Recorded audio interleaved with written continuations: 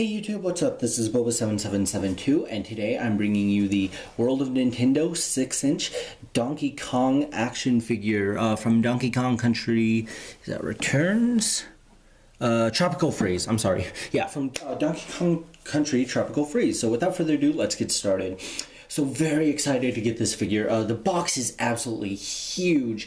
The figure is like very large too. Like it takes up quite the majority of the box. The box is so big, and I got this for $14.99 at Toys R Us, and just wow, this figure is amazing looking so far.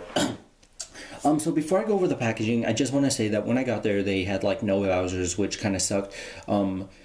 But they did have quite a few Donkey Kongs, and I went over and looked over each one of them because some of them, and it's probably just kind of a psyche thing, but some of them seem to have, I wanted to find the one with the lightest the skin part, like on the nose and the hands, because most of the figures just look too dark compared to how Donkey Kong is supposed to look, at least in my eyes. So that was probably just a psyche thing, but also the eyes, the paint job on the actual like eyeballs itself and the sculpting for it, some of them were off by quite a bit, so I just picked up the one with the best eyes and the least paint marks and scuffs on him. But yeah, so I also picked up this figure a bit late, just because I was not sure if this line was going to be successful, so I didn't know if I wanted to go ahead and get like every one of them. But now that I know about wave 2, 3, and 4, wow, I am excited, and this line is going to be amazing. So I went and picked up Donkey Kong, and let's go over the packaging because this is just so cool. Pardon me. So we can see Donkey Kong in here. I've watched reviews and stuff, and unfortunately he only stays in this pose. You can't like stand him up or anything, which sucks. Series 1-1, official Nintendo licensed product. World of Nintendo, Donkey Kong Country Tropical Freeze. By the way, one of the hardest Wii games. Donkey Kong Country 6-inch deluxe figure. These go in scale with the 4-inch figures, including the Series 2 Diddy Kong, pardon me, that is coming out actually sometime like any day now. So World of Nintendo up here. And then we see the back of the box. He has 10 points of articulation. The other figures in the series are Bowser, which is a 6-inch, and then the 4-inch ones are Mario, Yoshi, Link, and Wario. Detailed 6-inch figure, blah blah blah. Donkey Kong King of the Jungle, 2014, all this cool stuff. Black bottom of the box, cool picture of him on the side, and that is pretty much all I have to say about the packaging, other than it is freaking huge, and I am actually shocked that they were able to sell this for $15. But yeah, let's open this bad boy up and see what he's made of. So as it turns out, this figure was made of plastic. Who knew, right?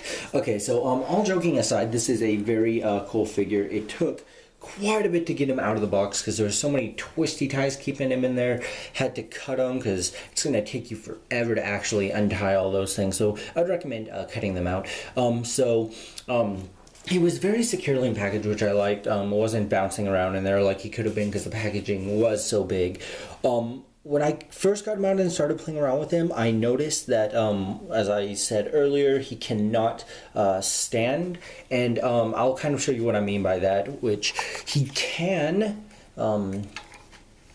get up on these 2 feet like this, but his head will not bend down. So as you can see, it just looks very unusual for him to be looking up like that. I wish that they would have put some articulation in his head to where you could tilt it up and down.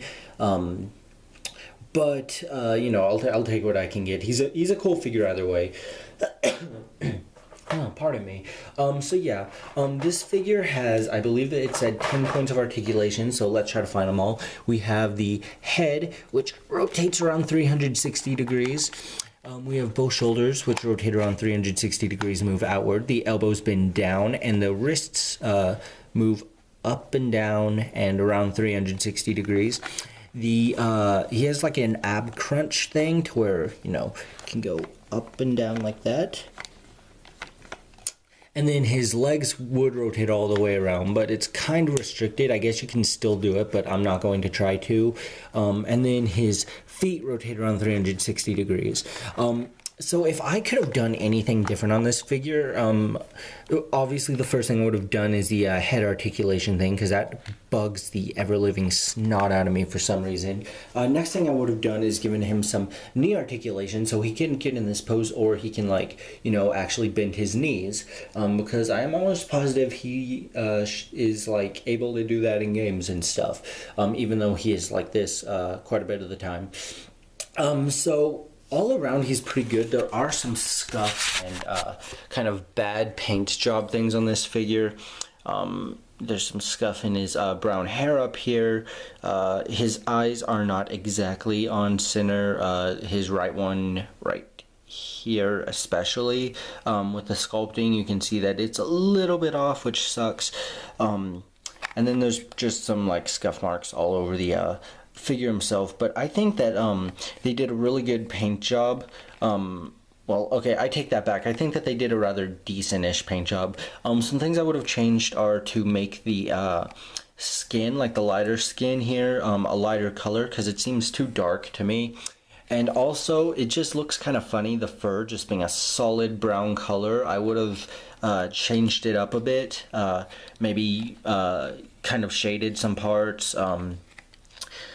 just made it look a little bit better. I don't know, maybe they tried that and it didn't work or something, but all in all, he's a cool figure. Last thing is he comes with this necktie, which I would say is soft plastic, but it's really not. Like, it's soft plastic up here, but then when you get down to the actual DK part, it kind of turns into hard plastic, or it might just be so much reinforced soft plastic that it can't move that well and it feels like hard plastic.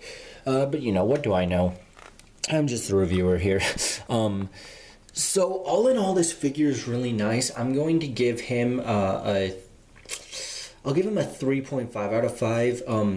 I think that most of the points I'm taking off are just for my, like, not personal enjoyment for this. I think it could have been better. But that's, you know, just kind of my personal opinion on the matter. And just because I am not the absolute biggest fan of this figure in general, because I don't know what my nitpicking is for this.